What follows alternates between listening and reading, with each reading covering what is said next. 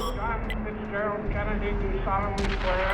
I, John Fitzgerald Kennedy, do solemnly swear. That you will faithfully execute the office of President of the United States. That I will faithfully execute the office of President of the United States. And will, to the best of your ability, and will, to the best of my ability, preserve, protect, and defend the Constitution of the United States. Preserve, protect, and defend the Constitution of the United States. So help me God. So help me God.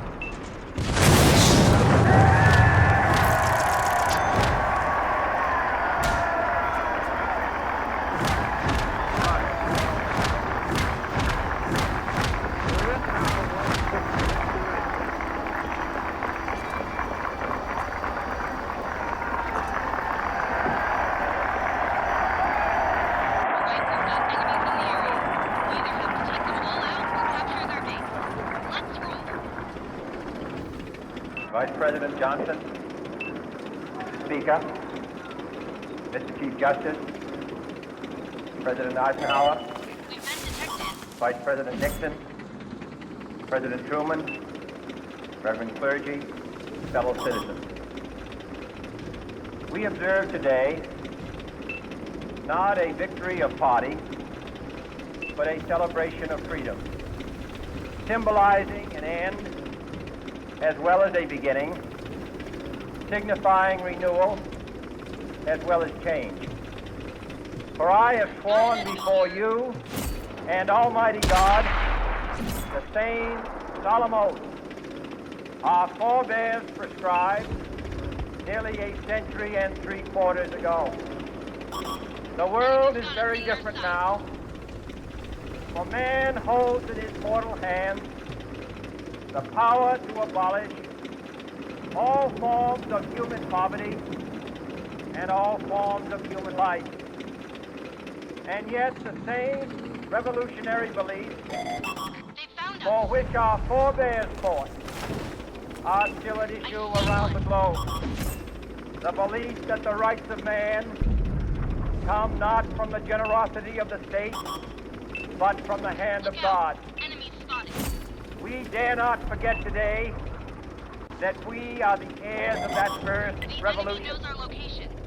Let the word go forth from this time and place to friend and foe alike that the torch has been passed to a new generation of Americans born in this century, tempered by war, disciplined by a hard and bitter peace, proud of our ancient heritage, and unwilling to witness or permit the slow undoing of those human rights to which this nation has always been committed and to which we are committed today at home and around the world.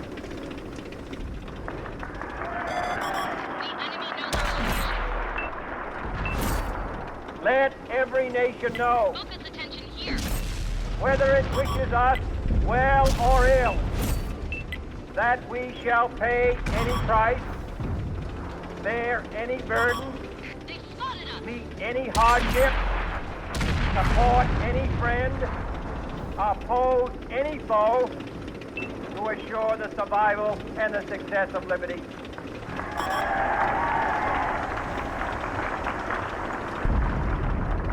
This much we pledge and more. To those old allies whose cultural and spiritual origins we share, we pledge the loyalty of faithful friends. United, there is little we cannot do in a host of cooperative ventures.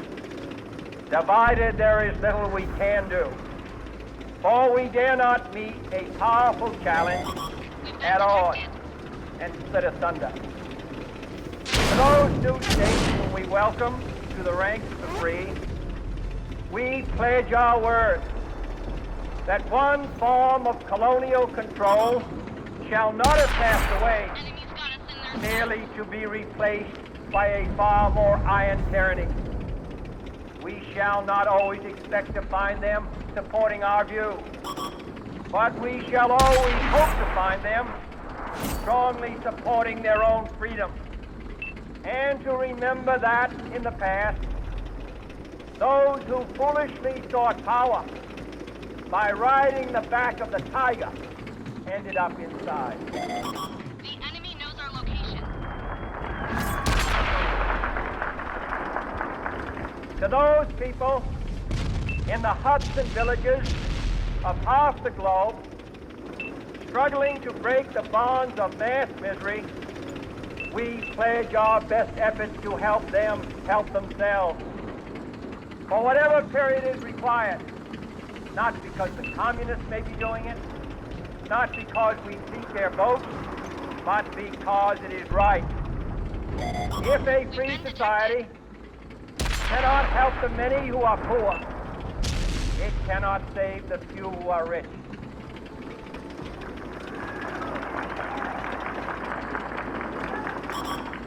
To our sister republics, south of our border, Here. we offer a special pledge to convert our good words into good deeds, in a new alliance for progress, to assist free men and free government in casting off the chains of poverty. But this peaceful revolution of hope cannot become the prey of hostile powers. Let all our neighbors know that we shall join with them The enemy knows to our oppose aggression or subversion anywhere in the Americas. And let every other power know that this hemisphere intends to remain the master of its own house. enemy looking right at us. To that World Assembly of Sovereign States, the United Nations, our last best hope, in an age where the instruments of war have far outpaced the instruments of peace, They've spotted we us. renew our pledge of support to prevent it from becoming merely a forum for invective, to strengthen its shield of the new and the weak, and to enlarge the area in which its threat may run. Finally, to those nations who would make themselves our adversary, we offer not a pledge, but a request that both sides begin anew the quest for peace. Before the dark powers of destruction, We've been detected. unleashed by science, engulf all humanity in planned or accidental self-destruction. We dare not tempt them with weakness, for only when our arms are sufficient beyond doubt can we be certain beyond doubt that they will never be employed. But neither can two great and powerful groups of nations take comfort from our present course, both sides overburdened by the cost of modern weapons, Ready to fire on target. both rightly alarmed by the steady spread of the deadly atom, yet both racing to alter that uncertain balance of terror that stays the hand of mankind's final war. So let us begin anew, remembering on both sides that civility is not a sign of weakness, and sincerity is always subject to proof. Let us never negotiate out of fear, but let us never fear to negotiate.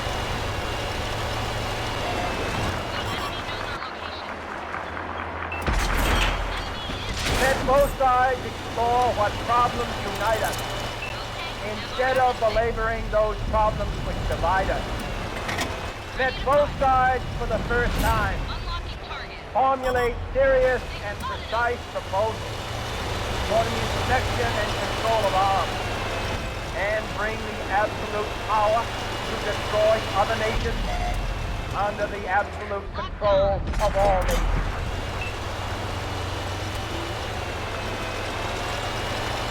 Let both sides seek to invoke the wonders of science instead of its terrors. Together, let us explore the stars, conquer the desert, Target locked. eradicate disease, cap the ocean depth, and encourage the arts of They commerce. found us. Let both sides unite in all corners of the earth the command of Isaiah to undo the heavy burden and let the oppressed go free. And if a beachhead of cooperation may push back the jungle of suspicion, let both sides join in creating a new endeavor.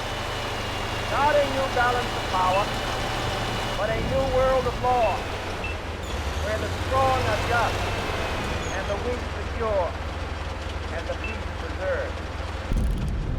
All this will not be finished in the first 100 days, Locked nor on. will it be finished in the first 1,000 days, nor in the life of this administration, nor even perhaps in our lifetime on this planet. But let us begin.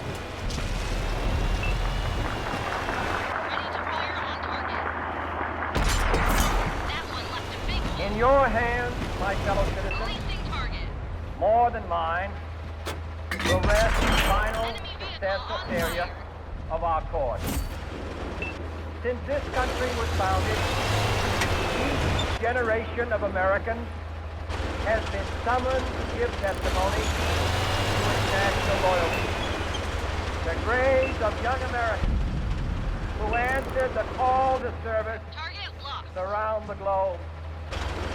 Now the trumpet summons us again, not as a call to bear arms, Enemy exposed. though arms we need, not as a call to battle, Got him. though in battle we are, but a call to bear the burden of a long twilight struggle, year in, year out, They found us. rejoicing in hope, Got an enemy patient in tribulation, a struggle against the common enemy of man, tyranny, poverty,